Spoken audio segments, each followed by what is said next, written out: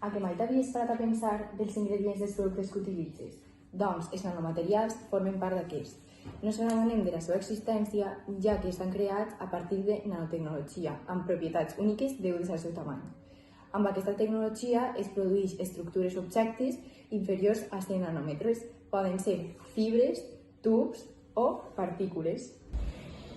Els beneficis de l'ús de les nanopartícules no superen els seus riscos. Per tant, cal extremar el seu ús. Però anem a entrar en profunditat. Ella us ho explicarà. Ara toca a tu. Jo et deixo escriure-nos apunts i tu els seguis. Me tocarà fer-ho a mi. Et pots imaginar un món que no es veu però està present en la nostra vida diària? Un món tan menut que un cabell humà és milers de vegades més gran.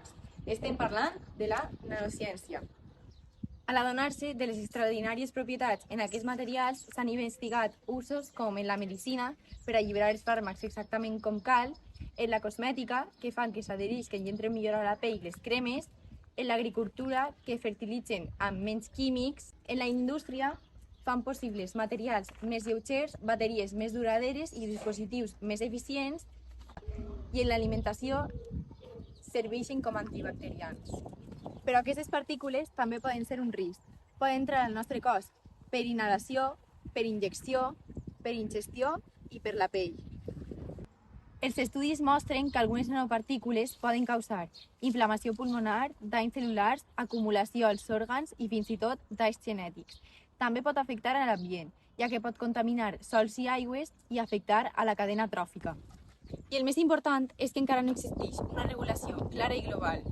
A Europa s'han prohibit algunes substàncies, com el diòxid de titani, com a ús d'additiu alimentari.